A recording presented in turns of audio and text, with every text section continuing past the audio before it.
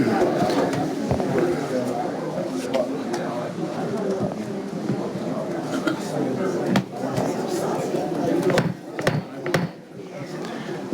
evening. It's been a long time since we've had a packed house like this, but I'm glad to see each one of you. And before we start our meeting, we're going to have the invocation tonight from one of my old neighbors when I was growing up, Charles Latham. He's the pastor of Full House Waiting Community. So, Charles. Thank you. Our most gracious Heavenly Father, with all of our hearts open before you, for you see everything, Lord. We thank you for your faithfulness to us and the goodness of your favor. Thank you for the justice of your mercy, O Lord, and for the love that you have shed upon us through the blood of your Son, our Lord Jesus Christ. Lord, we come in the presence of your Holy Spirit, this august assembly gathered to take care of the business of our community, Lord. We have business leaders, we have families, Lord, we have individuals, and each one has something that's pressing on their heart. And Lord, into the hands of these elected commissioners, we have entrusted with great care that the business will be transacted in a way that is fair, that is impartial, and that is just, O Lord. Pray that you would guide the words, that you would guide the thoughts tonight, that you would guide the hearts, Lord. We ask that the best possible outcome, Father, considering all things that are necessary to be considered, is the outcome that would take place tonight for each of those persons with these cares and these concerns. Lord, we look to you for the wisdom to be imparted to these commissioners tonight, that as they hear, that as they listen, Lord, that you would be stirring up inside of them. Perhaps even memories of things from years gone by, lessons learned that may have been forgotten, that would help to guide their processes tonight and their thoughts. We invite your spirit of peace to be here, Lord. And we thank you for these things. In the name of your Son, Jesus, amen. Amen. Amen. Thank you very much. At this time, I'll call our June Board of Commissioners meeting to order, and I'll ask that each one of you stand as we have a Pledge of Allegiance by our Vice Chairman Langley. I pledge allegiance to the flag of the United States of America and to the republic for which it stands, one nation, under God, indivisible, with liberty and justice for all.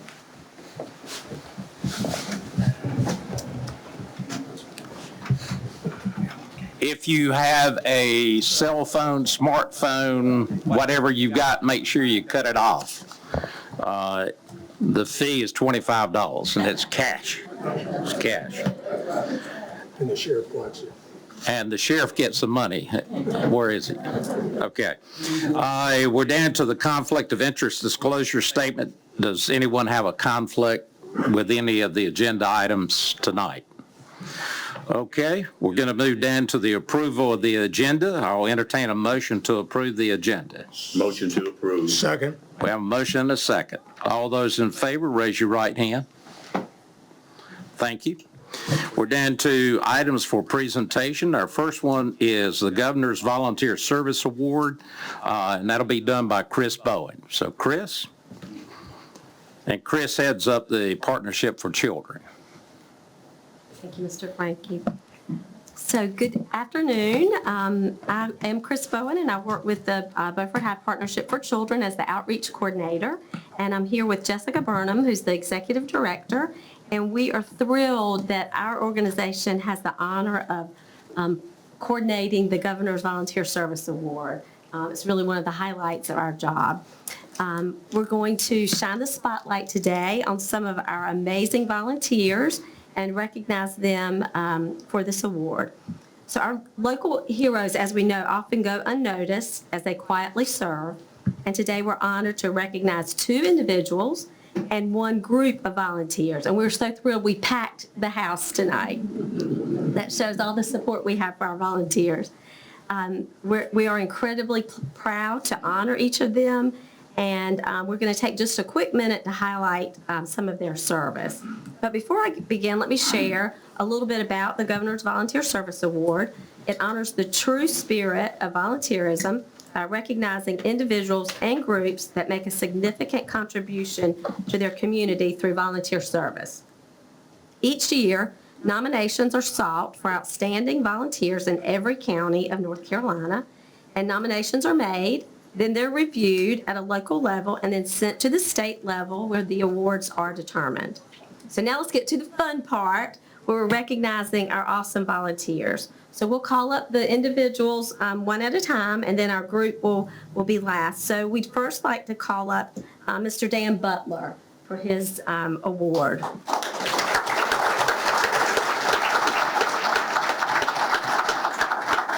So Mr. Butler's our first recipient of the award, and he's a resident of Chocowinity. Mr. Bill Leonard's nominated Dan and shared that Dan has been volunteering for 4 to 5 years as the meal planner and head cook at Zion Kitchen and Shelter right here in Washington. And he averages 20 volunteer hours a week, totaling about 1,000 hours annually. Dan uses his gift of preparing delicious meals without even using recipes. That's a big feat right there. And he serves over 75 meals daily at the shelter, with clients commenting frequently on how tasty those meals are. Bill shared that Dan has a heart for helping people in need without drawing any attention to himself.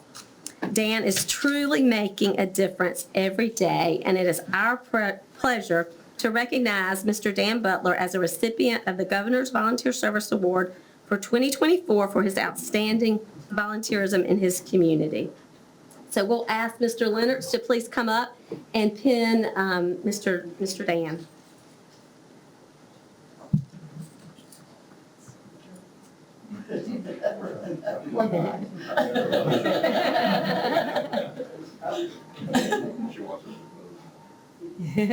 Quick pose.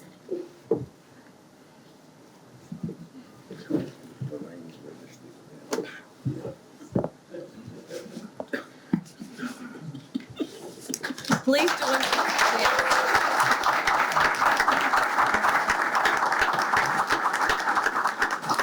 Thank you, Mr. Dan, for your service to your community. We'll have to get back for some of those delicious meals, too. So we'll next like to recognize our next volunteer. And so I'd like to ask Ms. Mia Paniagua to please come forward and join us to receive her award. So Mia is a sophomore in high school and a resident of Pinetown. Mia's nominator, Katie Britt Greenway, said that Mia always has her eyes set toward helping others. Mia collected over 200 items for Daughters of Worth, over 100 items for Packs for Patriots, and she hosted a Veterans 5K on Veterans Day, which is another really great accomplishment. She volunteers monthly with a local nursing home, and along with her grandfather, built and supplies a blessing box that she stocks weekly with food. Mia's nominator shared that when she thinks of Mia, not only does she see a well-rounded young lady with a great future ahead, but also her ability to lead others on her same path of volunteerism. It's our pleasure to recognize Mia Paniagua as a recipient of the Governor's Volunteer Service Award for 2024 for her outstanding volunteerism to her community. And we'd like to ask Mr. Ricky Slade, the mayor of Belhaven, to please come forward and pin Mia, please.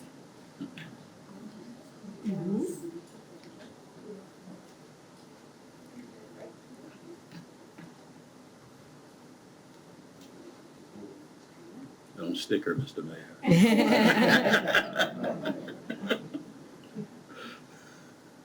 Nice. Thank you. Join me in congratulating Mia.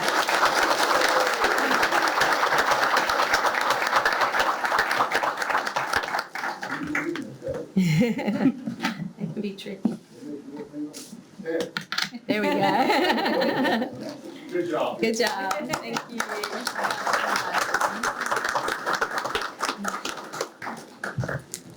And finally, it's my pleasure to recognize a group of volunteers serving in Beaufort County. So we'll ask the ECU Health Beaufort volunteers to please join us up front.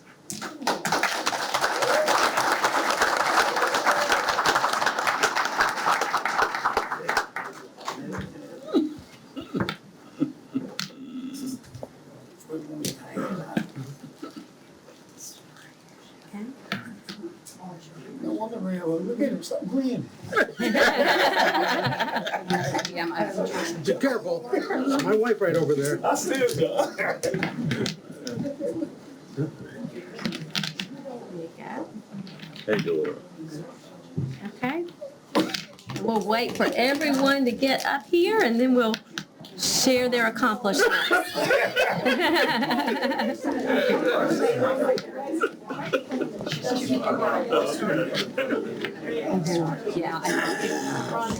Hey, Pat, you're not left to step forward. Okay, so it is my pleasure to recognize this group nominated by Jamie Tice.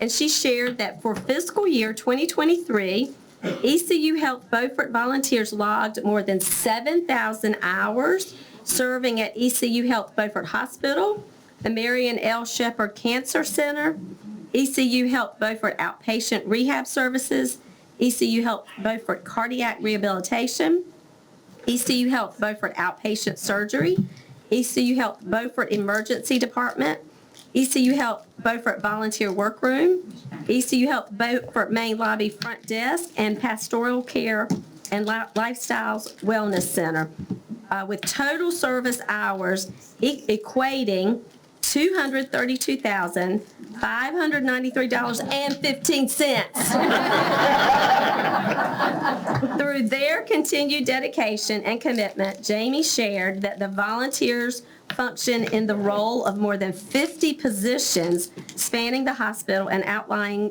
clinics within the ECU Health Beaufort system. We'd like to personally recognize each volunteer by name while they continue to be pinned.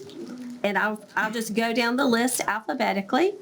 We are pleased to recognize Loretta Bailey, Mike Beecham, Peg Bowden, Joyce Caliban, Janet Calloway, Dora Campbell, Kathy Caponia, Pat Carlson, David Caraway, Sharon Chappell, Scott Craigie, Stuart Dudley, Pam Flanagan, Dell Hagwood, Kay Halliburton, Larry Halliburton, Priscilla Hardison, Tommy Hodges, Bruce Java, Terry Johnson, Catherine Kolovich, Karen Lanier, Beth McCluskey, Louis McKend, Cindy McLaughlin, Linda Mewborn, Fran Moore, Tish Moore, Wayne Peel, Shelley Rebholtz, Tony Reiner, Dory Richter, Anita Rish Hodgkins, Paula Roach, Phil Riles, Stephanie Sashio, Sue Schaefer, Kathy Witchard, and Joshua Yoder. I think we got everyone.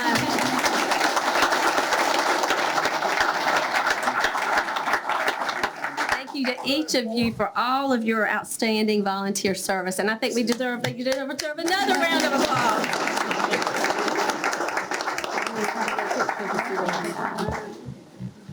Take a quick picture. Yes. Thank you. We'll take a quick photo.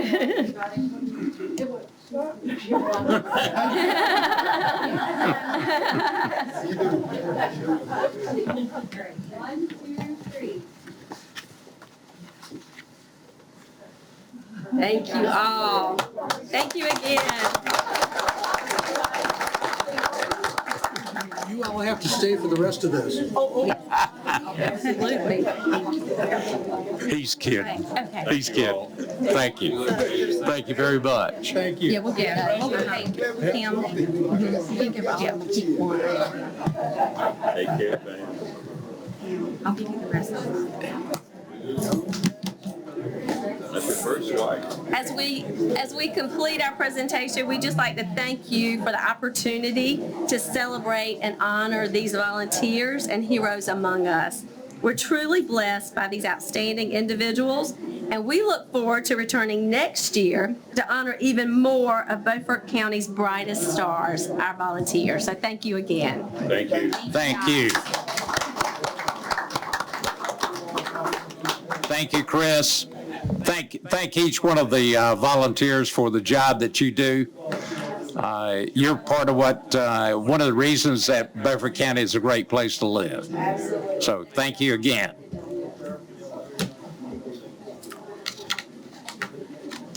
The next presentation is from the Beaufort County Community College, and that'll be by the president, Dr. David Luke. They can all move down front now.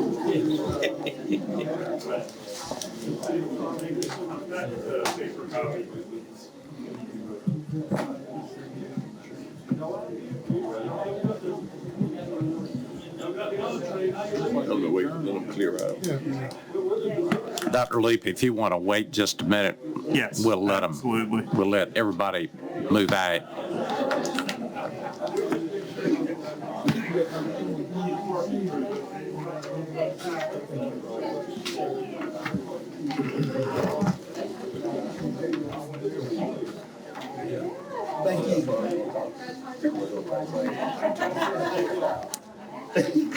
Sure.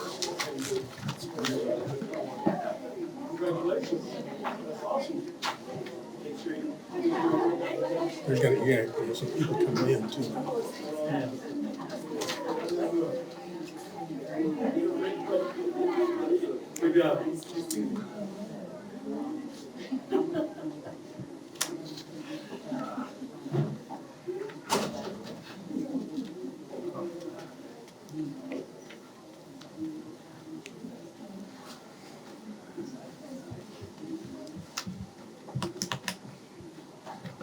Is there something?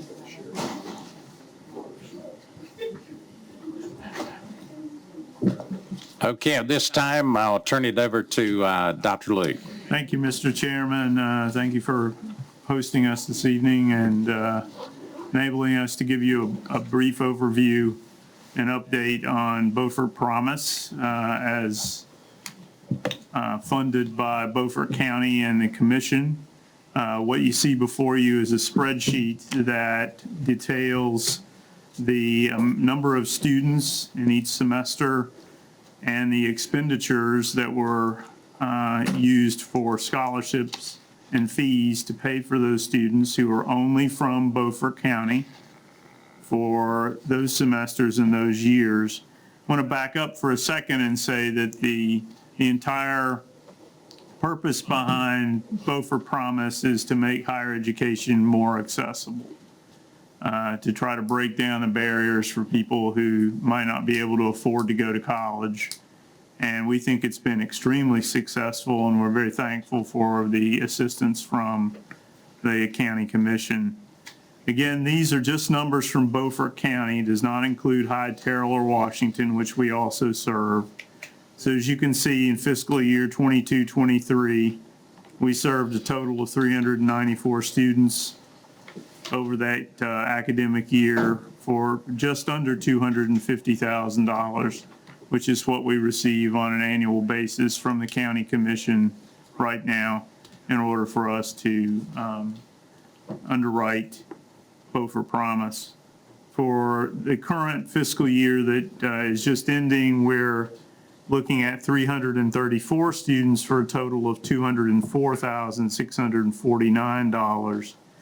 But as you'll note, there's a caveat to that. We had leftover COVID money from the federal government, to which of which we expended $84,000, and so that's why those numbers are a bit lower than for the previous year. So we're well under the $250,000 that we've been allocated for this fiscal year. It also could be that in 23-24, we're no longer subsidizing students from outside the service region for Beaufort Promise as well. And so that could have had something to do with the decline in the total number of students served. But as you can see below, I also included for you the amount of money and the number of students that we served from Beaufort County through our foundation. So these would have been students that were not eligible for Beaufort Promise. Either they didn't take 9 credits of coursework, or they made too much money to qualify for Pell or for any of the other amounts.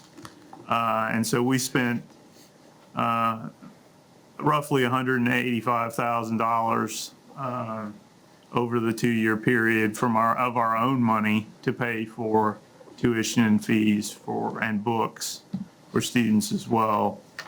Could be above with 23-24 as well, that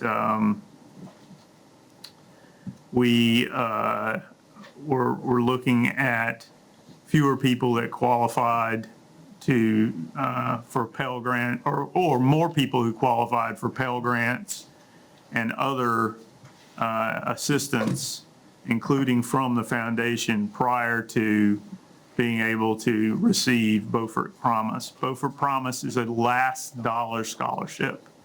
So after everything else kicks in, all of these scholarships from the state, all of the scholarships from the federal government in the form of Pell Grants, anything else that kicks in, including foundation monies, after that's left over, whatever's left over for those students taking 6 or more credits who have the requisite GPA, then they would receive Beaufort Promise funding from the county, if they're from Beaufort County.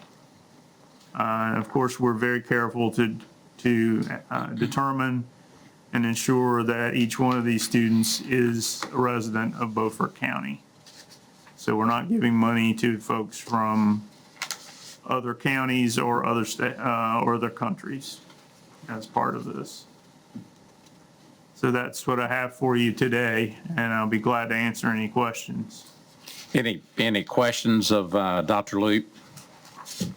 Stan? Yeah, I heard that some teachers in faculty are being requested, forced to take DEI classes. Is that true out at Beaufort Community I'm College? sorry, who is being forced?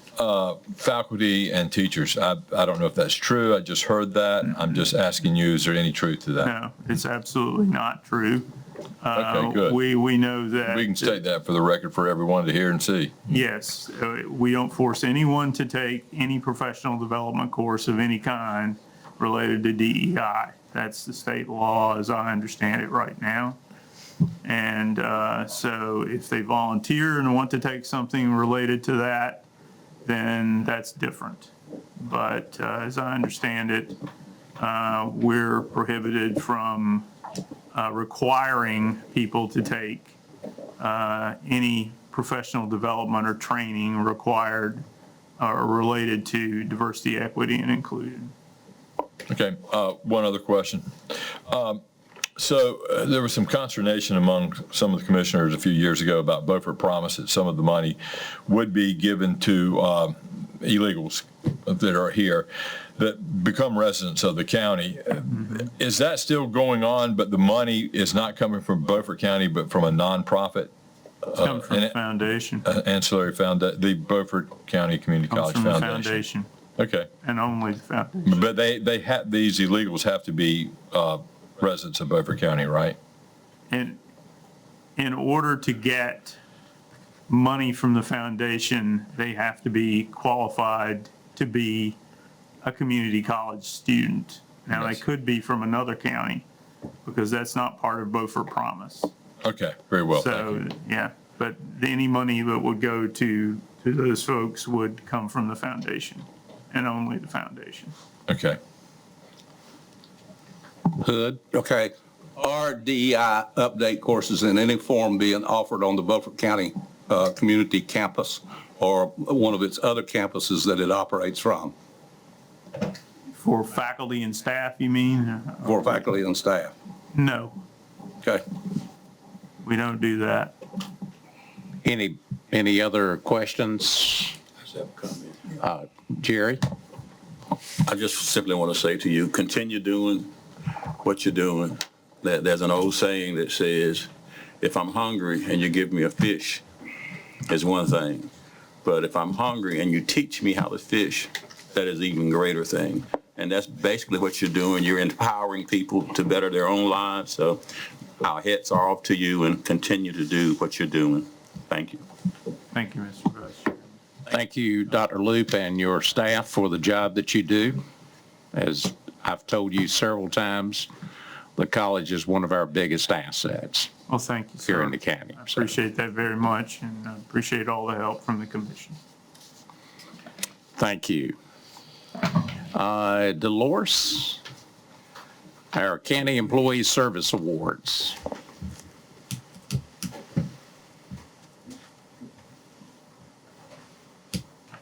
Good afternoon, Mr. Chairman and Commissioners. We have one Beaufort County employee I'd like to acknowledge tonight, and that is Treasurer Garcia from our Sheriff's Office with 10 years of experience.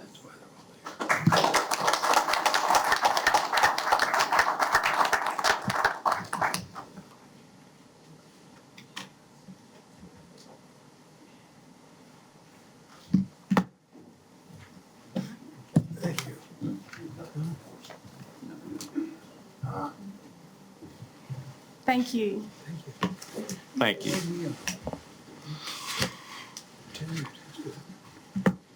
We're down to public comments, and Katie, we had none, okay? Legislative updates, I do not see our senator or our representative. We're down to the public hearing on the budget. I need a motion to go into the public hearing. So moved. Do I have a second? Second. Okay, all those in favor of the public hearing on the budget, raise your right hand. Brian? Thank you, Mr. Chairman, members of the board. General statute requires that the board hold at least one public hearing to receive comments before they adopt a budget. You still have one budget meeting left. That's tomorrow night. You haven't finalized your budget yet, but this is the opportunity for the public to come and speak on the budget, on the proposed budget. Just a brief recap of the proposed budget.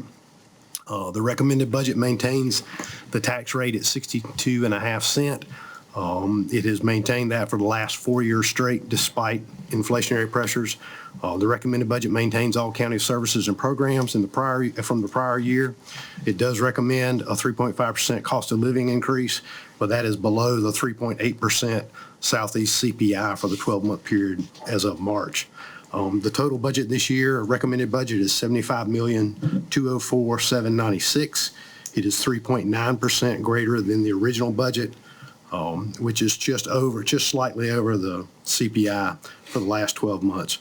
The recommended budget increases the public school system funding from the prior year by 3.6% in both current expense and capital outlay. It also moves the SROs to the sheriff's office and removes that out of the school's budget. Community college funding was increased, and it covers the community college request, including capital funding of $500,000 for a trade building project that was approved by the board in this fiscal year. The budget continues the capital improvements fund of moving 1 cent of the tax rate into a restricted fund to be used for capital improvements. It maintains all the EMS tax rates for all districts from the prior year and the fire districts in both the south side. It does recommend a 1 cent tax increase in the north side fire district that was requested by all 10 fire chiefs that serve the north side. The recommended budget also increases the solid waste fee by $8 at enterprise. 5 of those dollars are to account for inflation and increased cost of delivery. And then the remainder is to allow for the opening of the Flanders Filter Road transfer site for 4 hours each Saturday to receive waste from the public, specifically C&D waste that's not received by the current reception sites. That is funded for the entire year, but there's a 6-month review that the board will take to determine whether that continues. And any debris that is deposited at that time is paid for by whoever drops it off. The recommended budget for the water department increases the rates by 3% for inflationary pressures. And the recommended budget appropriates $700,000 in fund balance. Previously said $500,000 for the Beaufort Community College Trade Building and $200,000 for the Workers' Comp Reserve Fund. Both of those essentially one-time payments. Again, this is your opportunity to receive comments from the public, and then our understanding is you'll have a meeting tomorrow night to essentially finalize the budget. And then on the 17th of this month at 10 o'clock, you have a meeting scheduled to adopt the budget. Thank you. We didn't have anyone sign up to do the comments, but we had a lot of people coming in. So I'm going to give an opportunity if there's anyone here that would like to speak on the budget. Seeing no one, we'll move to items for consent. I'm sorry. Just trying to make sure everybody's paying attention. You got a motion and a second. All those in favor of closing the budget public hearing, raise your right hand. Thank you. We're down to items for consent. Is there any item that a commissioner would like to move for further discussion? Hearing none, we'll entertain a motion to approve the items. To approve. Second. Motion and a second. All those in favor, raise your right hand. Those opposed, raise your right hand. Okay, we're down to items for discussion and decisions, outside entity, and I'll turn that over to Commissioner Dethridge.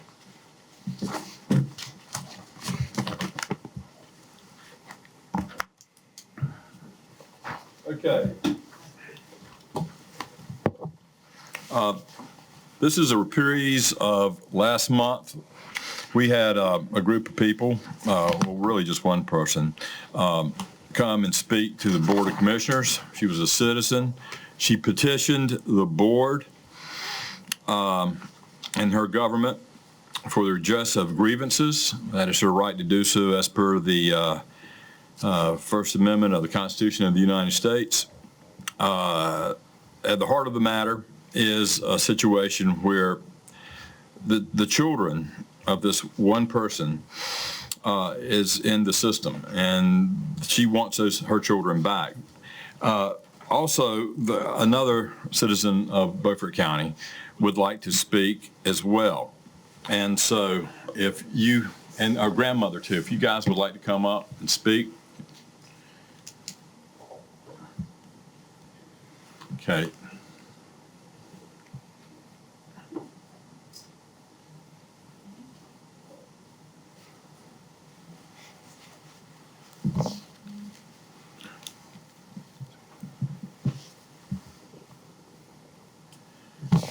This is Jessica Jones and Juanita Houston. And Jessica, would you announce your grandmother's name? Joanne Jones. Joanne Jones, thank you.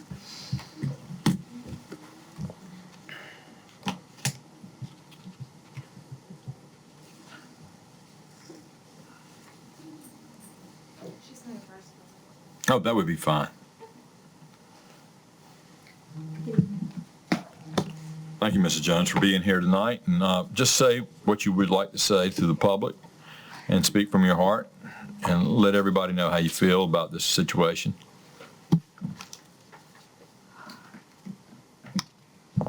I'm not very good at speaking, but hopefully I'll get the message across to each and every one. I'd like to start off with saying that I believe this is an isolated incident, and it's not a reflection on the people as a whole, but hopefully we can get to the bottom of it.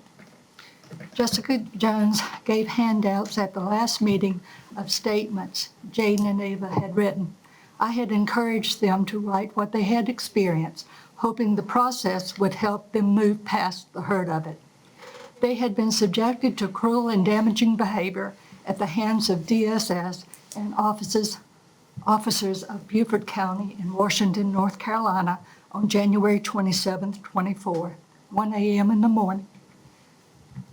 I am sure you recall the story, of 7 police cars circling the home, removing the children with no paperwork presented to Jessica at that time. It was a forceful removal of Jaden, Ava, and Genesis. Jessica asked the officer if she could take a picture of his paperwork. It read truancy charged for the 2 girls. I was on the phone with Jessica during all the chaos. They left, and the next we heard was from Ava calling from the hospital on her phone she had taken with her. Ava spoke of being handcuffed and her head being slammed into a door wall at DSS. Jaden was handcuffed, then thrown down, injuring his leg. Jaden and Ava was taken back to DSS from the hospital. Abby Williams asked if there was room at the detention center, was told that they were filled. Jaden and Ava lived at DSS for days, sleeping on inadequate makeshift bedding together, being not properly housed or fed. One day, Jaden had only Oreo cookies to eat. When asked about this, Samantha Keesh answered was perhaps that was what he wanted. 6 weeks, Jaden had no school while in DSS custody. Mother was asking for him to be schooled to no avail. Jaden and Ava came to live with me February the 14th, 2024. I was told to plan for long-term care for them. February 21st, I received a call from Social Security Disability concerning Jaden's check and my living expenses for them. I replied it was a temporary situation and I would provide for them. However, the check was still taken by DSS, causing hardship in maintaining their home environment by their mother, Jessica. The chaos fitted into the court setting as well when we had court dates. My observation was the truth of all happenings were not allowed to be known in court. At the hearing on March 26, 24, it was stated the objective was to reunite mother and children. Works and actions towards making this a reality was far from the truth. Most recently, May 22, 24, the children, 15-year-old Jaden and 13-year-old Ava, were removed from my care. A 6-hour closed locked door of social workers, lawyers, and Judge Mason. Finally, at 5:15, we heard the judge rule Ava had already been taken from her school early in the day before the judge even had the ruling. Jaden was to be brought no later than 8 p.m. DSS that night. Jessica had asked the judge, please wait till the next day because I don't drive in the dark. I have a drive of 45 minutes one way. His answer was, you better get a move on. Since the removal of Aiden and Jaden, they have been isolated from any of us. The judge did not rule I couldn't see them. However, I have been forbidden to do so. Anyone doing so had been threatened severely. The children know too much of inner workings of DSS to let out of their custody. And that's pretty much it. Thank you, Joe. Thank you, Joanne. I appreciate that. Is there anything else you'd like to add? I don't understand the isolation of these children where they have been put back into the situation they came out of where they were mistreated, why they were removed. It doesn't add up. It just does not make sense. Here it is, the end of the school year. This week, Ava had her final exams, and she had to go through the turmoil of being removed from my home and doing all this testing. And it's troubling. And you did mention that they missed like 25 days of school when they were with DSS, something like that? Yes. And they were picked up because of truancy? Okay. Seems very ironic, but just wanted to make mention of that. That was not lost on me. Jessica, were you or Juanita like to speak now?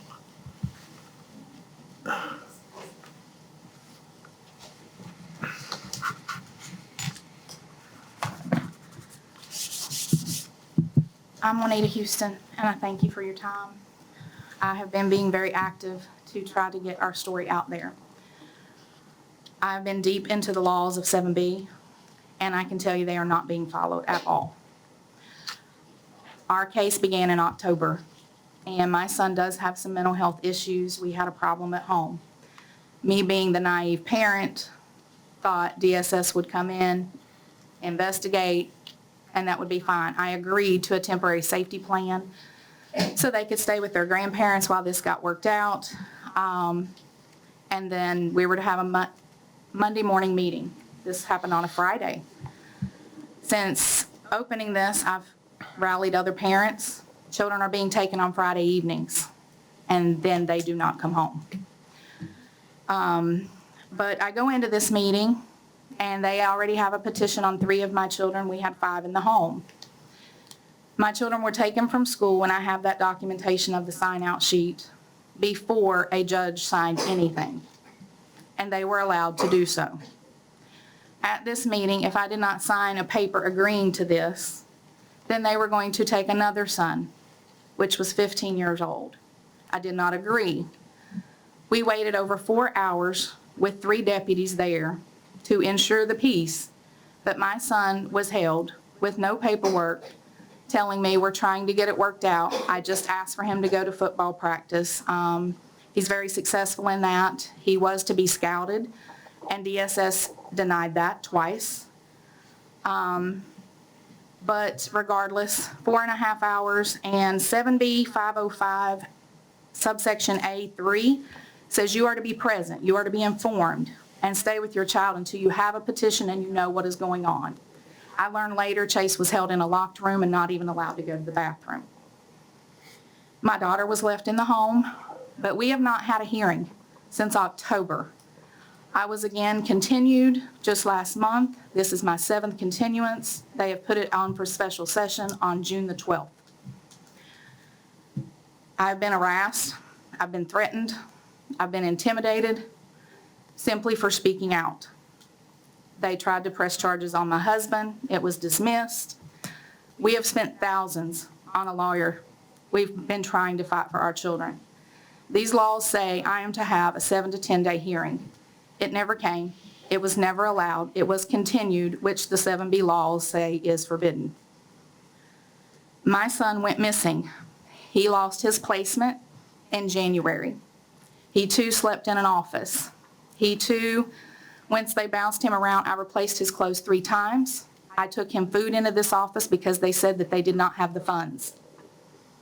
This is my son. I'm still going to provide for him. We have still provided any school needs, clothing, and food for our children. We drop it off at their grandparents' house. My son ran away 4 times trying to get home.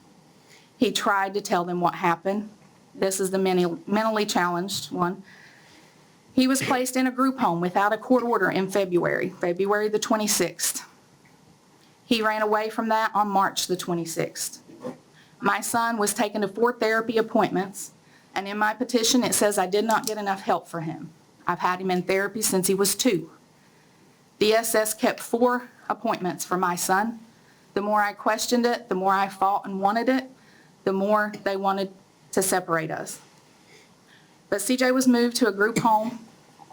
6 weeks, I was not allowed to talk to him. I was not allowed to see him. And they said that he was refusing calls and visits. I knew something had to be wrong, but nobody would listen. My lawyer put in for an emergency hearing.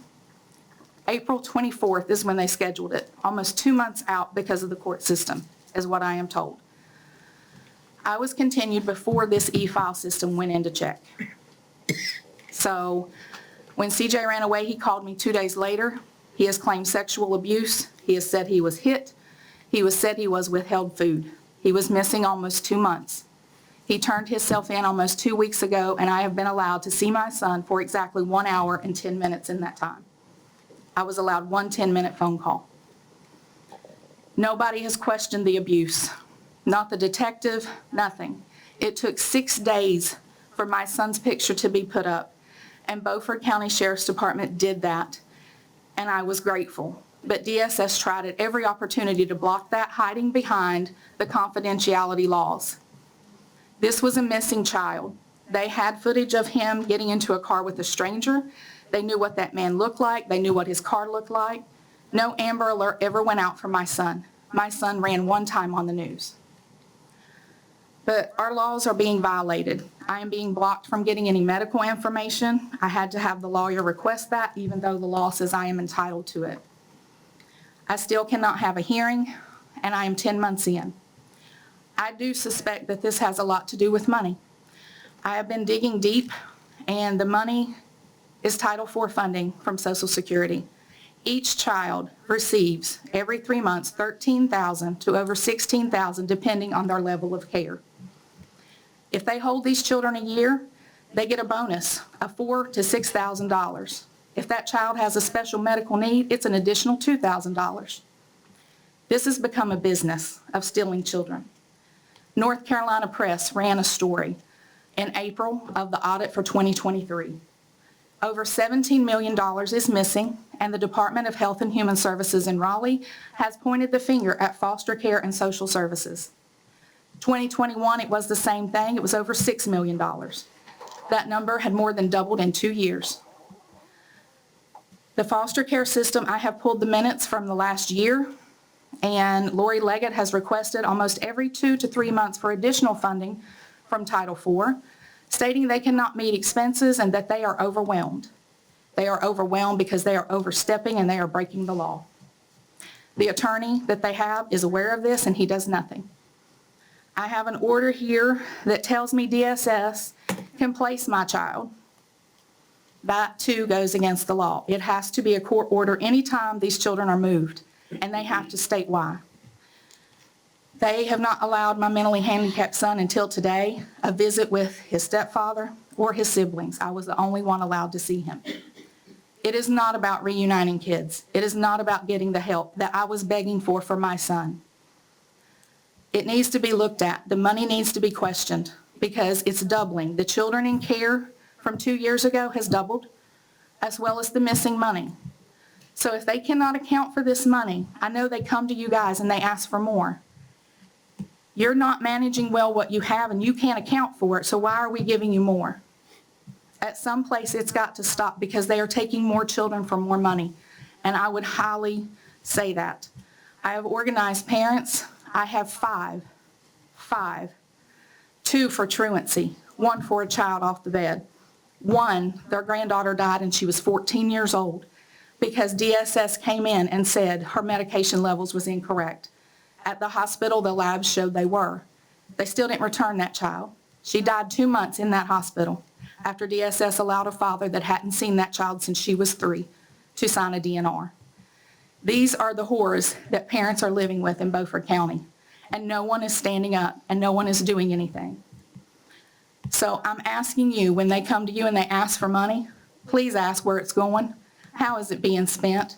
Where is the rest of the money that they're getting? Because they are allotted over almost $4 million per year.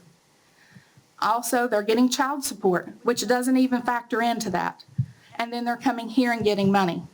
North Carolina is one of 7 states that still allow them to come to the county on top of Title IV funding. It needs to be regulated. They need to be held accountable. And that is what I would say to you. Thank you, Juanita. Jessica, would you like to add anything? Yeah. Step up to the mic. Good evening, gentlemen. How are y'all? Good, I hope. My platform tonight is more about asking questions. Oh, by the way, I went and spoke to the school board, and I also spoke in front of the Board of Social Services, as per requested. And I still haven't received any justice, any help, anything. I spoke with Greta Gale again, Division of Social Services for North Carolina, and she said that you all do very much have the power to help and step in the middle of this. So my question is, why haven't you? With validity, what are the reasons why you aren't opening an investigation into this and like actually caring about these children? That's a good question. Something we have to look into.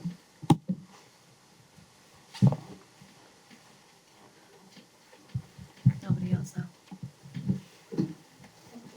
I think we basically, as parents, we want to see change. And as a parent, it makes us feel, and we rack our brain of what we could have did different or better. And I know my son wasn't sexually abused or withheld food, and he was out of school for over 8 weeks and was listed as a dropout. I couldn't do that as a parent, but DSS is doing it to several children, multiple children a month. Was your child taken away for truancy as well? He was not. He was taken away. There was a physical altercation between he and his brother. He was having one of his episodes, and he did carry a black eye, and that was the extent of it. I even took him to the hospital because he gets very upset, and it just like drains him after.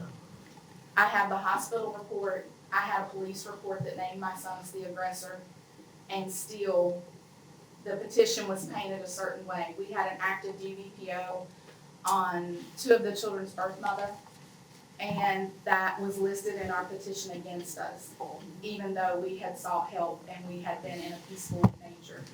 DSS had also been into our home during that 6 months prior, every 14 days, and sung our praises and helped my husband get full custody of these children. The fight was between brothers? It was. The 15-year-old and the 16-year-old. That was it? Yes. Boy, Yes. things have changed. They said that I was. I learned how to fight by fighting my brother. Oh, boy, thanks. Hood? Well, I just like to say with my brothers, we would have all been in jail, but, because we fought all the time. But We tore up the house a few times. yeah, well, I'd just like to have a discussion. When they finish their presentation, I'd like for the board to have a discussion on this. Oh, I'm finished. Thank you. Thank you.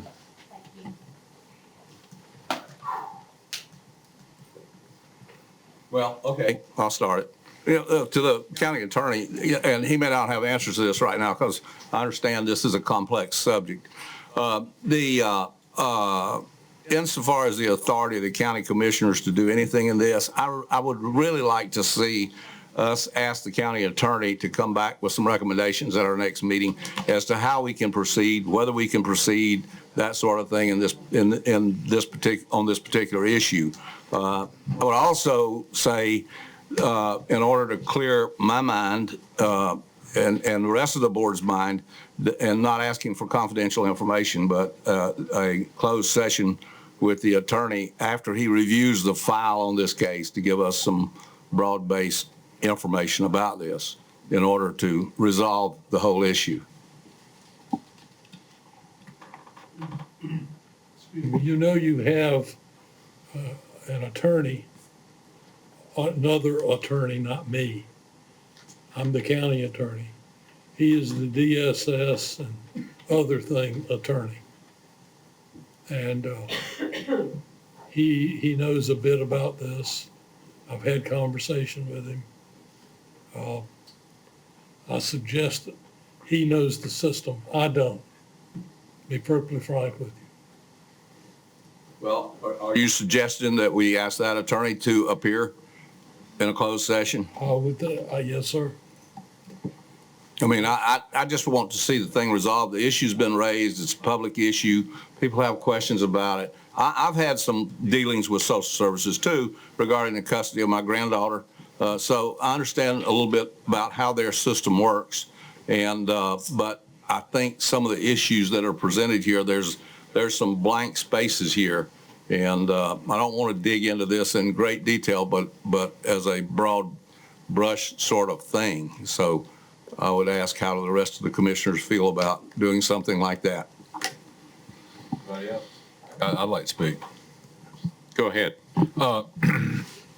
County attorney, is the DSS attorney going to represent the county? Because right now it sounds like he represents DSS, and to me the county means the board, and the board represents the constituents.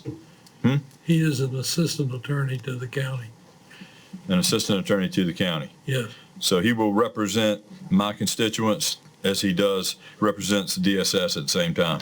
Or is Are it these just, your constituents? all these people are my constituents that are here that feel like I represent them? Yes, they are my constituents. I mean, I want to make sure we got, You have investigated this yourself? no, I'm just saying, I am a county commissioner, and these are my constituents. That's all I'm making Oh, okay. claim to at this All right. point. I'm not talking about who's investigated what. I'd like to see somebody talk to me and the other commissioners about what's happened or what they can relate to us. But this is not a struggle as to who's doing the investigation. I just want to hear some truth. That's all. Jerry?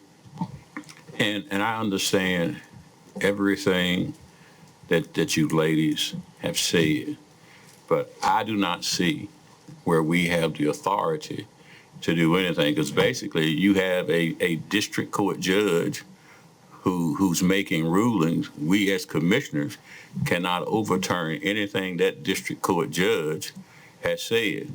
But for the sake of argument, I'm willing to listen to just about anything that's brought before us. But I really don't think that we have any type of jurisdiction over this. And you may say that we fund them and the bulk of their money is federal and state.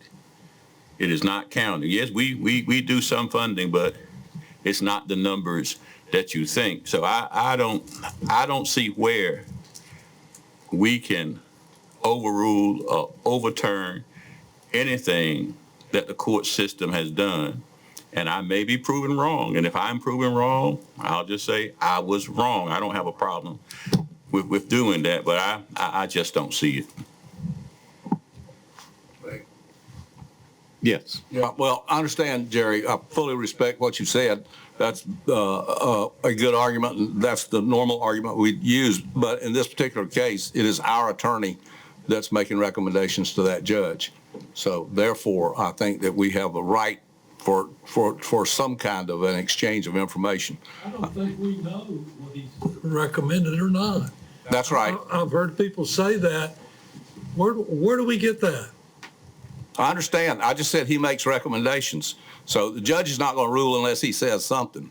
So I don't know plus, minus, or whatever, but I do think that the fact that he is our employee gives us the right to at least ask some questions because, you know. I agree. Yeah, okay.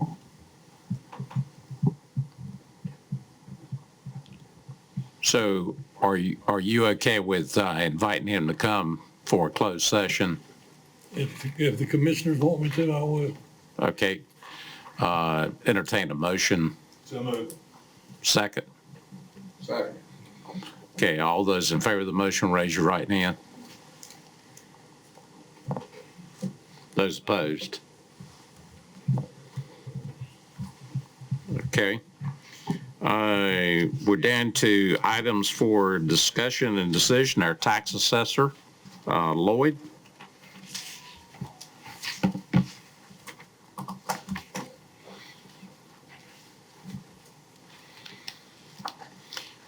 Good evening. Good evening, gentlemen. I have the easy one for the night. I like that. So You're mine's giving pretty us- simple. Mine is, Yes, to be easy, then there's some horrible. I don't disagree with that. Don't disagree with that. But this is one we've already discussed. You, Jim, on the last night of the Board of Equalization review we previously had, we all agreed as a group, we want to do another one in June, July to hear a few cases to let folks be able to speak in front of y'all. This is just here to ratify those dates. Put two probably better dates or two dates that we thought probably worked with y'all's schedule after having a conversation with the clerk. And these were the two that looked like they worked out the most. Just as a reminder, we need 4 of y'all gentlemen for the Board of Equalization Review. That is what we would need for these. It's going to be a pretty short session, maybe an hour and a half, 2 hours at most. Pretty normal for us for those sessions. So the 2 dates that I believe that y'all gentlemen have in front of you was the June 25th or July 9th. And I'd suggested just a closer one just to get it out of the way, but I could do either one that you gentlemen prefer. How many is good with June the 25th? Raise your hand. Okay. You good? Yes, sir. Here we right. are. Thank you. Thanks. Okay, we're down to Public Works. Christine?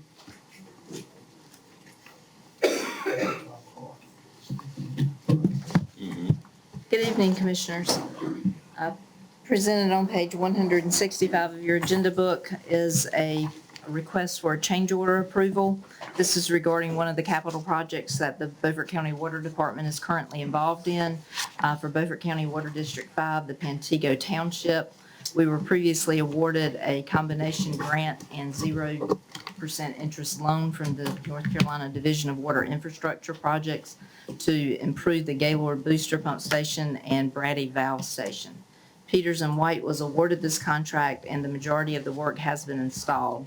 However, there is a small amount of additional work that's required in order to complete the project. That would include adding an access platform to the on-site backup generator, replacing a radio communication coaxial cable, as well as raising the communication antenna that's located at the Gaylord Booster Pump Station. Because funds currently remain in the project budget, we contacted the Division of Water Infrastructure to acquire pre-authorization to see if those were projects that would be available to use the additional funding, and they have given us approval to move forward with that. So I presented on May the 20th the change order number 1 to the Water Committee of the Beaufort County Board of Commissioners, and they unanimously approved presenting change order to the full board for approval. Again, additional funding is not required. It is funding is in the original budget. The change order is attached with additional information if you have any questions. Anyone have a question of Christina?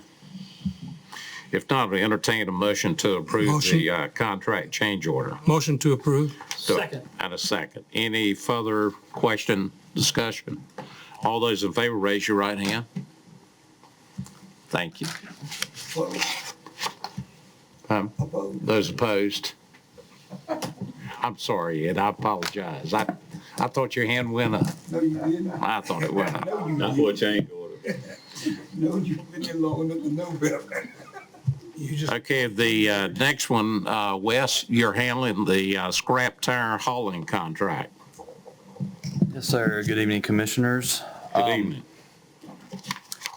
For many years, we have contracted with Central Carolina Holding, located in Cameron, North Carolina. They're down around Fayetteville, to haul and dispose of our scrap tires from the landfill, and also we stage a trailer at Colony Tire in Aurora for their use. Our current contract with them expires on June 30th. We received a proposed contract, or renewal contract from them, and the fees associated with scrap tire hauling increased 106% from $372.50 per load to $770 per load. Obviously, we want to do everything we can to reduce our costs all across the solid waste budget.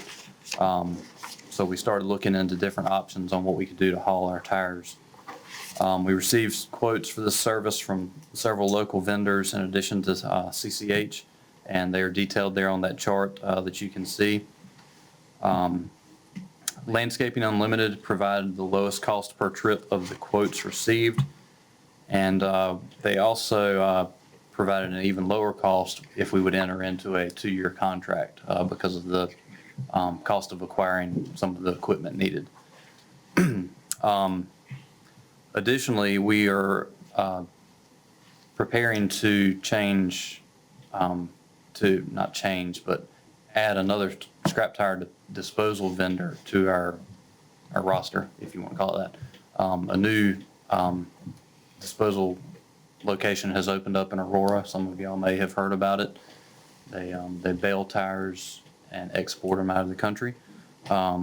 We are going to explore that, and Landscaping Unlimited also provided the lowest cost to haul the tires to that facility as well.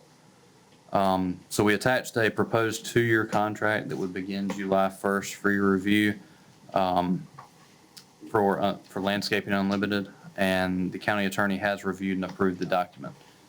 So we would just ask for approval to enter into this 2-year contract. I got a question. Yes, Ed. I see right here where one got 770 for a 5-year contract. Is that correct? Yes, sir. Now, I don't have a problem with Landscape Unlimited at all, but I'd love to see a 5-year contract because after this 2 years out, it could go back up to $1,000 a load. I wish we could get them to a 5-year contract. We understand that, but as we've kind of indicated with some other contracts we've entered into recently with solid waste, we expect some changes, and we want to be prepared for when those changes happen. So we have not been entering into really lengthy contracts in the past year or two. What would you have done if CCH would have been $500 for 5 years? What would you have done at that one? We probably would have taken it, entered into that contract with the understanding that we can get out of it. Yeah. Well, let's ask this one and see can we get out of it. Because if I would go back after this 2 years out, I would eat you alive. I mean, it might not do it. I'm fine with them doing it, but I would love to see the contract extended. We can certainly ask the question. Time is a little bit of the essence right now, being that the contract does expire June 30th. But I lost my train of thought. Keep in mind too that the hauling cost going to Aurora is $360 per trip, where we intend to take most, if not all, of our tires going forward. If we solely enter into the CCH contract, we would not have that option with them. They would only haul to CCH.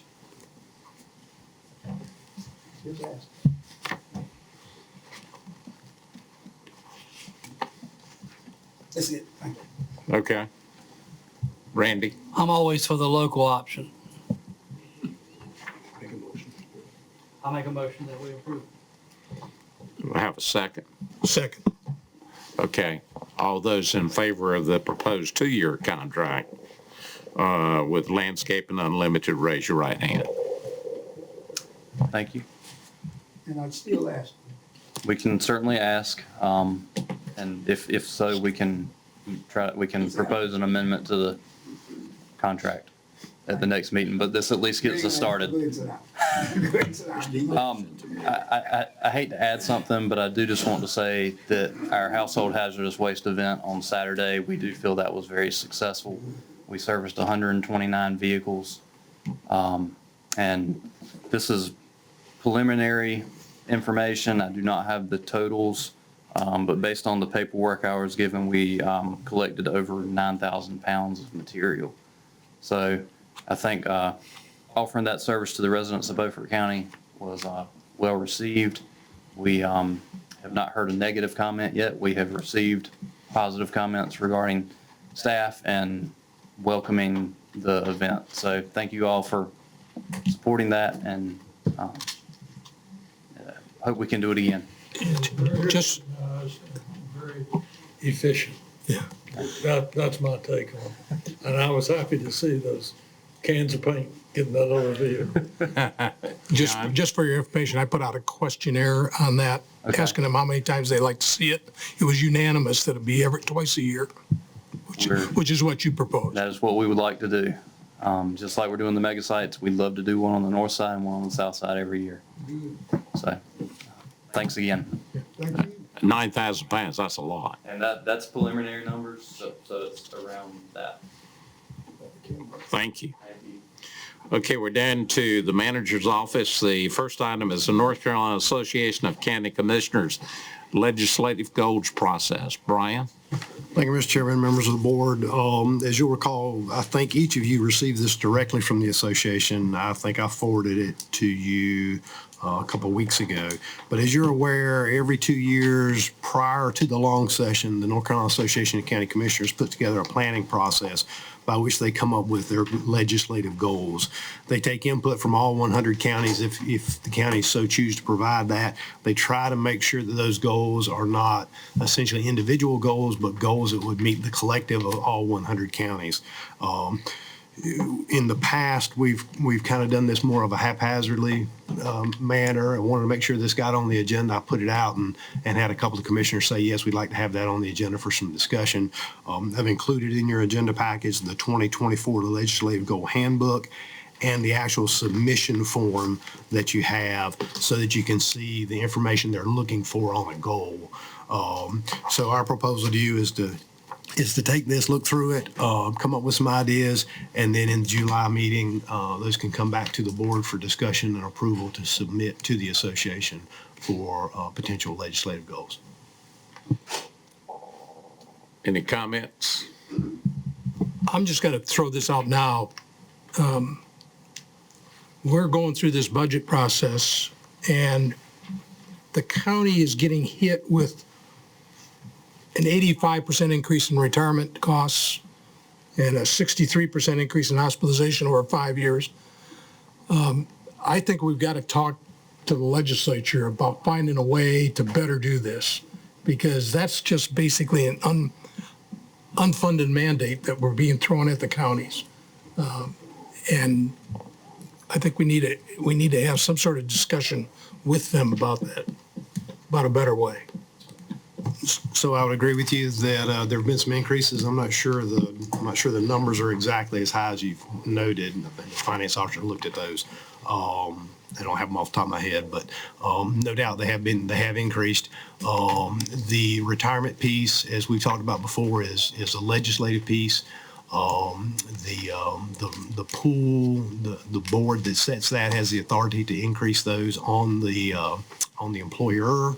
The employee contribution that employees have to contribute is set by statute and will have to be changed by the General Assembly. There may be some opportunities to do that. I will tell you that, as we've talked about before, we've had this conversation from the Managers Association with the state treasurer. And our belief is that the state treasurer has moved too aggressively on this to try to solve this problem. His goal was to solve it in about a 7-year time frame. The retirement system, although a very solid system, did not get into that situation in 7 years, and it didn't need to be fixed in 7 years. And we believe that it's far too aggressive, and there are also some structural issues. They're holding a whole lot of money in cash when they shouldn't be holding it in cash, we believe. But also to that point, I think you'll hear, and I think if you've looked at both from the Democrat and from the Republican, the two gentlemen who are running for state treasurer, both of them have identified that as an issue, the tremendous increase in costs. And that is something that they talk about working with. So I think you'll hear that generally across all 100 counties, because all 100 counties, or the majority of counties, are in the state retirement system. And I don't know the number that are a part of the state health plan, but it is an increase, and it's a strain on our budget. And I believe that you may get some traction on that. But I would give you kind of the background on that as well. Anyone else? Okay, Brian, your next item is the stormwater ordinance and local program update. Yes, sir. Members of the board. So this is the TARPAM new development stormwater rules. We had this conversation last year when it was put out. The Middies Commission revised it and put that update together based on the state statute and what we were required to do under the state's model ordinance. Under that process, it went back to the state for the EMC for state staff first to review, and then for the EMC to review to make sure that it was in compliance with the state model ordinance. It has now come back to the county for final approval. This is an ordinance that has, by statute, I think it was put in place in 2004. It had to be updated every 10 years, so this is the third iteration. My understanding from the planners is the only thing that has changed about this update from the prior update is that they have made the model easier to use as you do the calculations on nutrient loads. There's some of the things that were in here that we were not participating in, that we should have been participating in. And you'll see one requirement of that is the public education piece. The Middies Commission has searched that out and has recommended that we partner with the Clean Water Education Partnership to meet that public education requirement. We have funding in the proposed budget to fund that. It's $5,271. You'll see that in the back, and that's on page 272. It starts on page 272. The memorandum of understanding to engage the Clean Water Education Partnership. They handle for a tremendous amount of local governments, both cities and counties, both under the Neuse River Basin Management, stormwater rules, Phase 1 and Phase 2, the TARPAM, and the Jordan Lake rules. And they do that at a very good cost to help us be able to meet that requirement. They would package that information and send it to us for us to put out. So based on this, we would recommend your approval and of the update, and as well as the approval of the contract MOU with the Clean Water Education Partnership for $5,271 for the new fiscal year.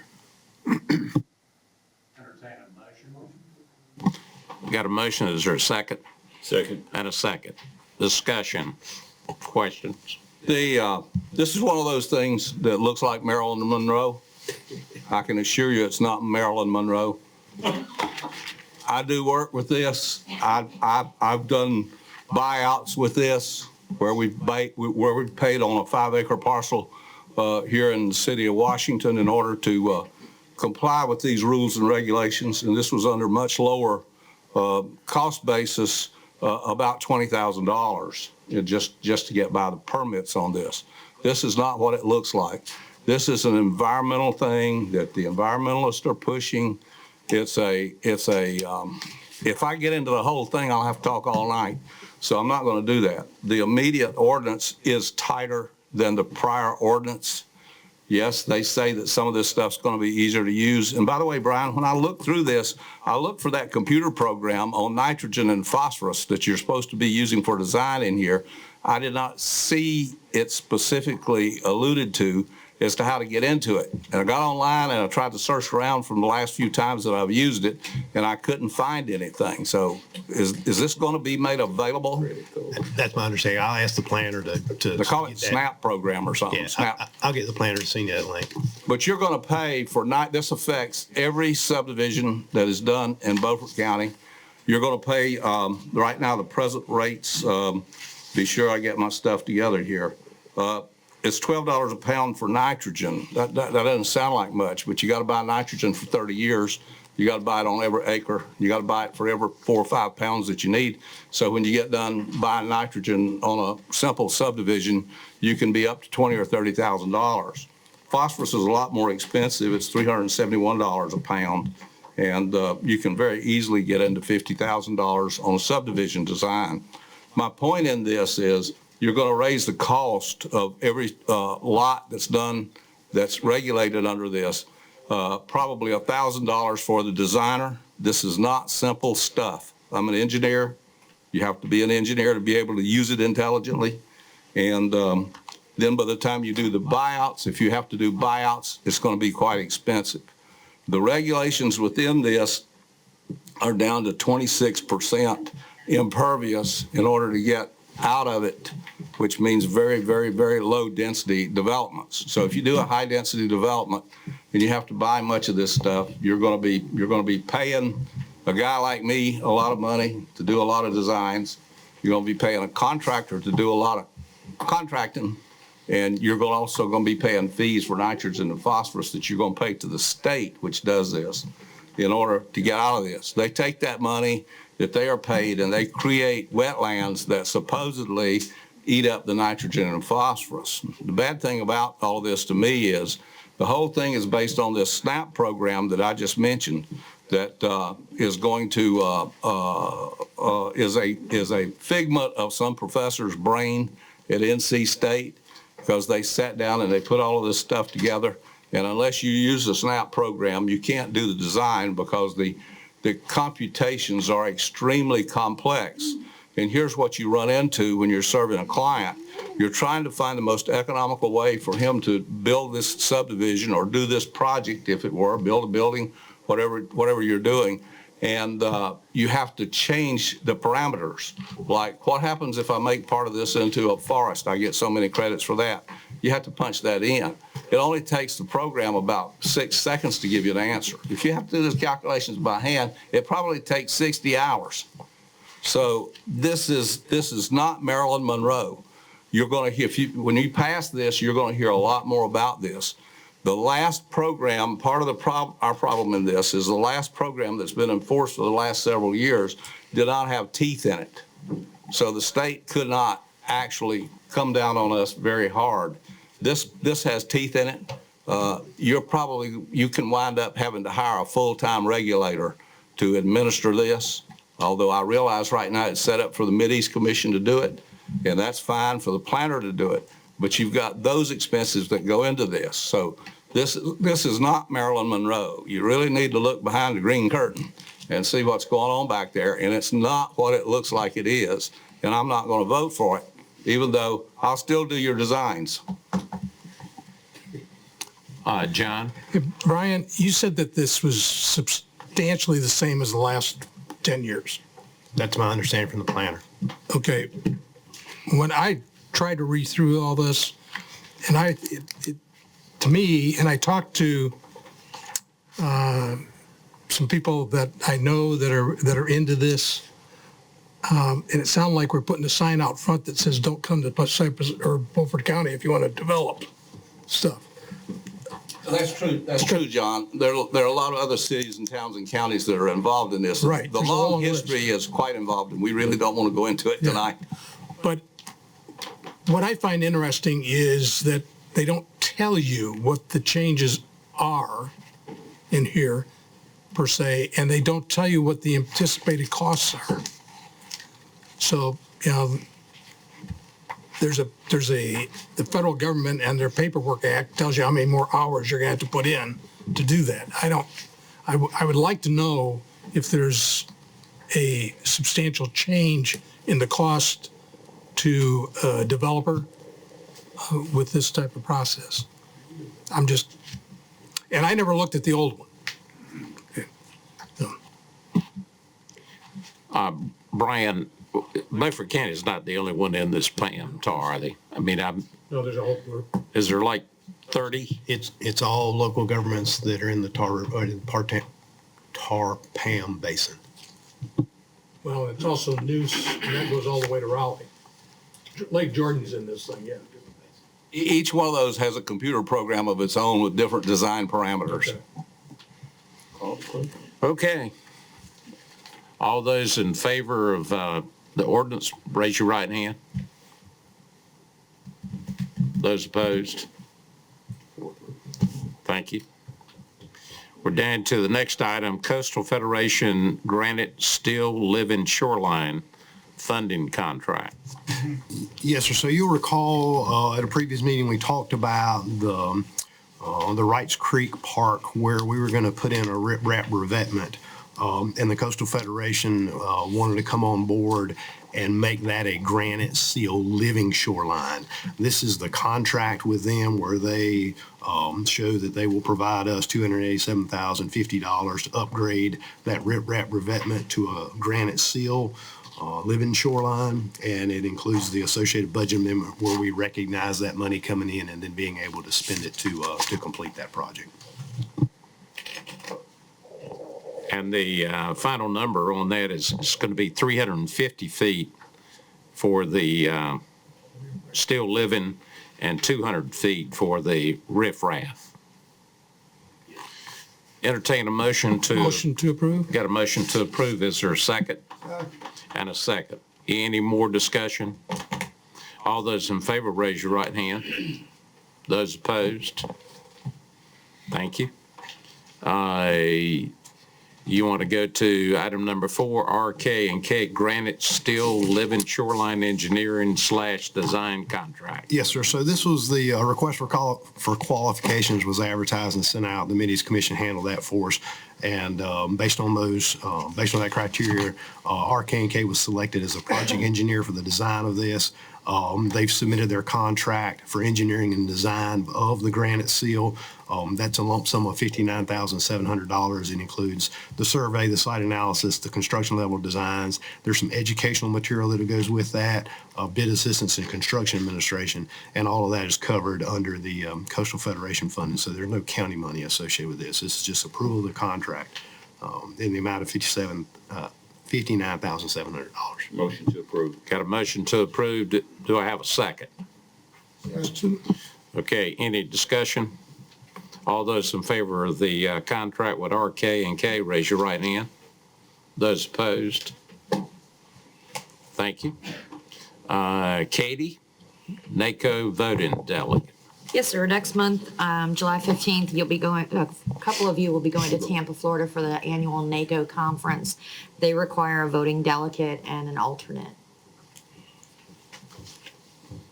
I will be going. Who is the second one? Commissioner Langley, Commissioner Booth, yourself, and Walker. Okay. So far. Chair and vice chair. Someone want to make that motion? I make a motion that the chair and vice chair be both delegates in NACO conference. Do I have a second? Second. Second. All those in favor, raise your right hand. Okay. All right. Those opposed? All right. We're going to take a break, and we'll be right back in about 10 minutes. Yes, sir.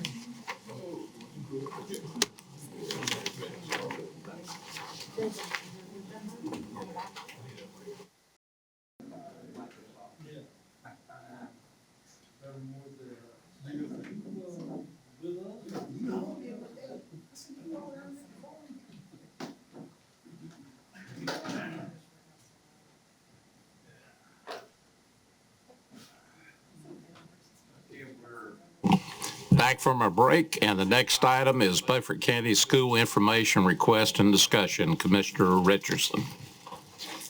My whole suspicions about this whole thing of this $52 million in this school building are borne out by the fact that the committee, it's actually the construction committee, the so-called progress committee of the school that met this month, promised that they would be here tonight to discuss all the items that are on my list.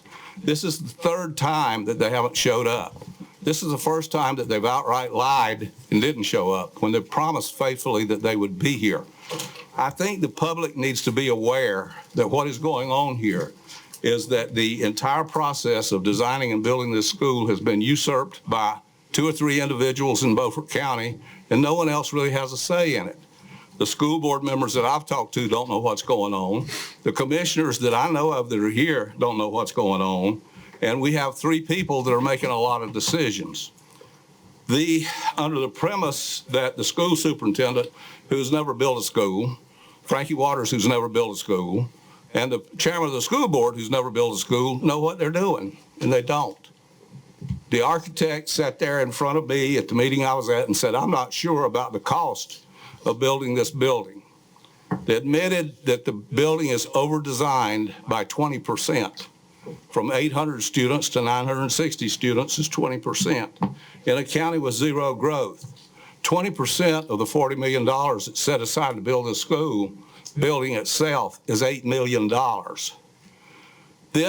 In this environment, with the county engineer coming in and requesting a 25% escalator in cost and a 10% contingency, are very difficult times for the building of schools.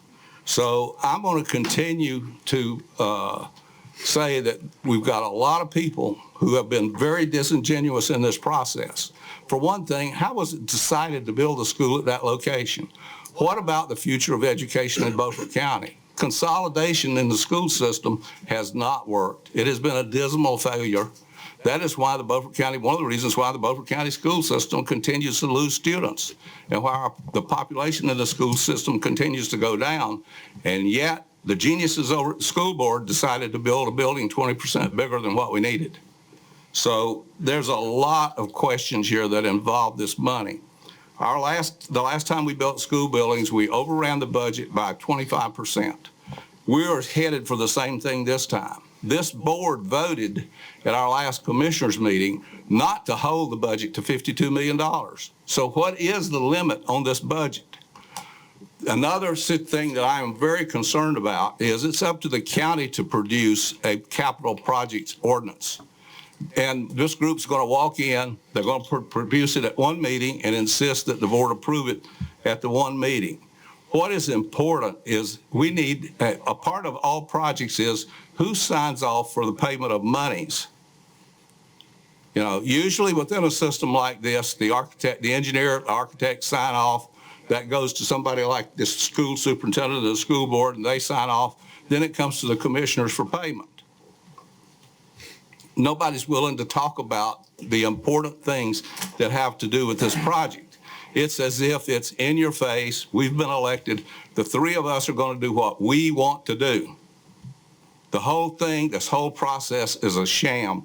It's going to cost Beaufort County millions of dollars before it's over with. If we are not careful, we need to put some controls on this. Even though in the last school, during the last school construction, we had inspectors hired, the county still went back and paid the money to finish building buildings because walls that couldn't be seen from wherever you were standing outside weren't put in. There was a lot of things that weren't done. The county has no control that will lead to the success of this project coming in under $52 million. I am very, very afraid that we're going to wind up with a system where they're going to spend what money they want to spend, and then they're going to come back to you asking for more money because you can't possibly leave this school building sitting over there without furniture. You can't leave this school building sitting over there with the kitchen unfinished. That was the same game that was played the last time. We're getting, and I am disappointed that there's only one commissioner on this board, Stan Deathridge, who sees this like I do. The other 5 have circled the wagons for a really bad project that's going to cost the taxpayers of this county a lot of money unless we get professional in going about how we go to do this. One of the things that was pulled out of the air and presented to the commissioners for a vote was to build this consolidated school. We need to examine whether we even need a consolidated school or not. Consolidated schools have failed. What about neighborhood schools so small children can go to school in their neighborhood? That was not considered and has not been considered. It is a recipe for a total failure and total disaster when 50% of the space in the schools in Beaufort County right now are sitting there empty, and we're still building schools that are 20% over capacity based on some phantom need that some politician needed to get elected, and so he came and gave us $40 million. We're still building things that we don't need. So once again, to the people of Beaufort County, I'm saying to you that your commissioners are providing you with very inept, unqualified leadership in the building of this school, and it's going to wind up in a disaster before it's over with. So I'm in order to go back and reconcile these things, I make a motion that we hire an independent third-party consultant to advise on how best to use the $52 million for educational facilities in the Beaufort County school system. The selected consultant is to get the approval of the school board and the commissioners by board vote, which means both boards will pick a consultant who will take a look at this thing. Chocowinity has been sitting there for 30 years that I know of, without any consideration whatsoever for their grammar school system. They're making do and making do and making do. Why? Because they want to keep it as a neighborhood school, and they're willing to try to get along with that. Why not use this money to build a school for Chocowinity? Bath is in somewhat the same situation. They've got a school system that they like. They're not willing to shake anything that would lead to that school system being shut down because they want a neighborhood school system. Those are your clues as to what we need to be spending this money for. We do not need to cram 900 preschoolers through the 3rd grade into these 3 buildings on a new project that is totally without a budget at this point in time, and we don't know what it's going to cost to build this. And we have people who are supposedly running things who are not even willing to tell us about it. Secrecy is always one of the major element in corruption. This is a corrupt process. So I have my motion. Is there a second? I will second it, and I will have to second one other thing Hood said. He was speaking of community schools, Chocowinity, and Bath. And if you look at the grading of both school systems, they graded extremely high comparatively to Washington and Aurora and some of the other towns. So it seems to work, community schools. Just looking at how Chocowinity Grammar School graded and how Bath has been grading. Any other comment on the motion? I'll comment. Mr. Richardson continues to misinform the underinformed. He asks these same questions over and again. I've been asked, is Mr. Richardson senile? Because he's been asked these same questions over and over again, and they've been answered. But yet, he continues to ask them. But you know, there's these issues that he has listed. They've all been answered, and I know a lot of this. Some of the ones that don't have answers yet are being answered. They're meeting tomorrow, I think, on meeting with the architect and stuff like that. So I think, you know, we have a really conservative, brave, Christian school board that's going to make the right decision with our help, and I'm looking forward to getting the school built. This will just be another list of things that's added to Mr. Richardson through the years. The bypass was wrong. I ride on it every day. It does fine. The school that was built down in Hell's Kitchen, Hell's Swamp, is done fine. It's been a beautiful school. And I'd mentioned John Small and John Cotton Taylor, or the schools out north of Washington, fine schools. And, you know, the test scores are all coming back. And I think we're on the mend from COVID. And I'm looking forward to seeing this building built. And I can't wait the day that it's open house. Any other commissioner? Well, I would like to go. Well, what I'd say to you, Commissioner Walker, show me in writing where any question that I've asked has been answered that's been signed by anybody. You can't do it. Once again, we're back into lying. There's a lot of lying going on here. You know, the videotape don't lie.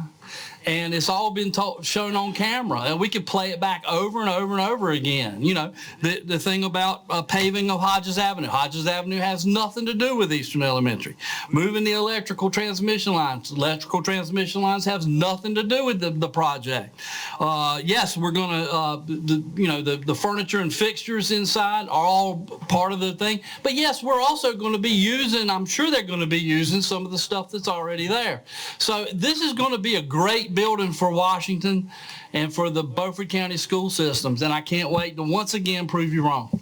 Show it to me in writing. You can't do it, and you know you can't. I did forget to say that I'm still married to my wife, and she's still on the school board. You're still voting like she tells you to. Call the question. Okay, we got a motion on the floor. All those in favor of the motion to hire an independent third-party consultant, raise your right hand. Those opposed? Thank you. Mr. Chairman. You want to go to the next one? Mr. Chairman. Yes. Just if I could real quick, I did receive an email this afternoon from the superintendent of schools, and he said he just wanted to provide an update from the last monitoring meeting that the board was at on May the 9th. It reads, the district continues to work with the Department of Transportation to strategize traffic flow patterns. Heights waiting on the final survey report. Height presented a preliminary design plan to the Board of Education on May 21 that focused on the new plan building, on the new school building positioned in relation to Pennsylvania Avenue and the surrounding community. The Board of Education anticipates final design drawings from Height soon. No invoices for services have been received and or paid for to date, and the grant agreement signature page was sent and received by North Carolina DPI. So I'm sure all that'll be rehashed again at the next update meeting. Yeah, the next meeting is Thursday, June the 13th at 12 o'clock. Okay, Hood? Okay, going on to, I asked the attorney to give us an update on the Pac-1 coffee thing, and then I have a comment after that. This was a success in that we brought it to the attention of the apparently the right people. We got the district attorney moving on it, and even though this individual had been moved to Raleigh, he's up there in the big house, but it was said to me that David, is your mic on? I'm sorry, I couldn't see it. Sorry. Said to me that he may be able to have, put a plea in the coming month or two. And turns out that about the middle of last month, that's what happened. And so he pled to a number of the charges. This was a bad guy. I mean, you look at what he was involved with, but he was the driver of the car, and he was charged with possession of a firearm by a felon, possession of a firearm with an altered serial number, possession of cocaine, possession with intent to manufacture, sell, and deliver marijuana, and maintaining a vehicle for the purpose of keeping and selling a controlled substance. And that was before he was charged with murder. There was a man that was apparently this particular individual was found wandering out of the woods, and when they got him, took him in, turns out there was somebody that had been shot and killed. And so he deserves anything he can get, and the district attorney said it'll be a long time before he sees the light of day. He's gone for a while. Yeah, thank you. I appreciate your work on this. I appreciate people getting behind this, because the jail gets loaded up with people. Right now, we have about 6 or 8 people who've been in jail over 6 months. Their trials should have been over with. Our longest standing guest at the moment's been in there over 13 months, Fidel Martinez, and he's on a $250,000 bond for various sexual offenses that involve children. This is the next trial that we need to have, and get this guy over to the state and get him off of the Beaufort County taxpayers' ticket.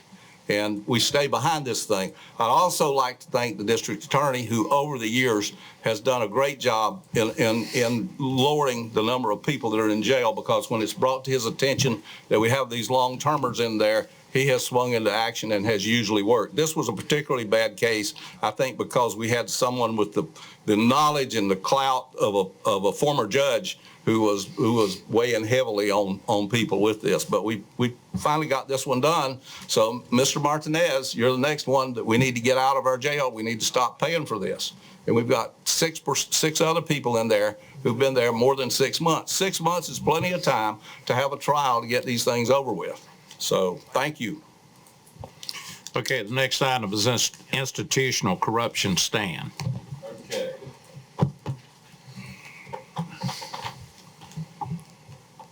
Voter integrity in America today has been completely and 100% destroyed.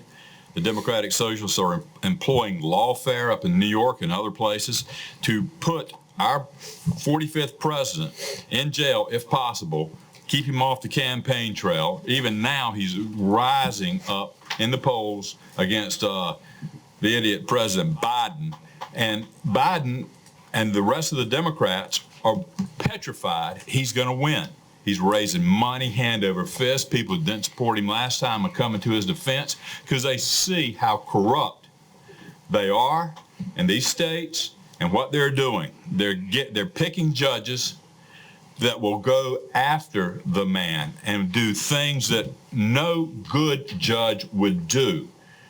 Now, every legal expert, everyone says that the trial in New York will be overturned, but it will be after the election. There are some people in America today that aren't smart enough to know corruption when they see it. I'm here to advise them. This is my bully pulpit. This is an important election. All politics are local, even the ones for the President of the United States. States elect the president. The counties are part of the states. And I want them to know that they are being hoodwinked by a group of people who are non-patriot, leftists, who don't care about America. Yet they speak of democracy constantly. Democracy, democracy. None of them know what democracy is. Not one of them. Democracy is a democratic process of electing our leaders in this representative republic. And when you go to the point of putting people in jail running for office. That is Banana Republic stuff. They pulled out a case that was where the case up in New York is frivolous. Frivolous. And so what we have here, and they'll do this again because they've been successful so far. So I'm asking everyone out there within earshot of my voice to go and vote for people who are not corrupt. The Biden administration is corrupt. The president is corrupt. His son is corrupt. His family is corrupt. They sold out America. There's never been a more corrupt, more stupid president than we've ever had in this nation. We have a corrupt Department of Justice. Merrick Garland is corrupt. They've been behind this the whole time. This whole thing is orchestrated by the White House. Now, everybody I know knows it. Everybody that has a full working brain will admit to it. Now, I'm asking everyone, go out there and vote your conscience, and let's get our country back. Let's get our republic back. Thank you. Okay, any commissioner want to make a 2-minute comment? I just want a minute, and going back to this school thing. The board promised faithfully that there would be people here to address this at this particular meeting. It's a barefaced lie. The public needs to understand what they're dealing with here. These people have seized control of your government. It's called administrative procedurally. They have seized this. They can only get away with this because 4 commissioners on this board are willing to sit here and let them get away with this. I wasn't gonna say anything, Frank, but I'm gonna use my 2 minutes. There's one thing I like about this board is that 4 of us can count and 2 of us can't. And the thing about it is, the majority rule, whether they're right or wrong, they rule. You always stand around and talk about the Constitution of the United States. That's one of the things. The majority rules, whether it's right or wrong. And now you sit there and talk about this board, let them do what they want to do. Not one person on this board, to my knowledge, have voted to build any school. We voted to give them the resources, the matching funds to build a school. Now I don't have a problem with where they build it at, how they build it, or who build it. And that's just my problem. That's just me. And yes, my wife is on the school board, and you probably think that she tells me how to vote too. But frankly, I don't care how you think. I'm 2 minutes. Randy? You know, once again, I remind everybody, you're being misinformed, and the underinformed voter is out there being misinformed to try to make a difference in the next election. And I think we just need to wait and listen to what's coming up, because we're going to build this school, and it's going to be nice. Once again, I am still married to my wife, and she is on the school board. Okay, I'll entertain a motion. Motion to adjourn. Okay, we got a motion and a second. All those in favor, raise your right hand. Sign it up. See you tomorrow. 5 o'clock. 5 o'clock. Yeah. No food. So food. Snacks.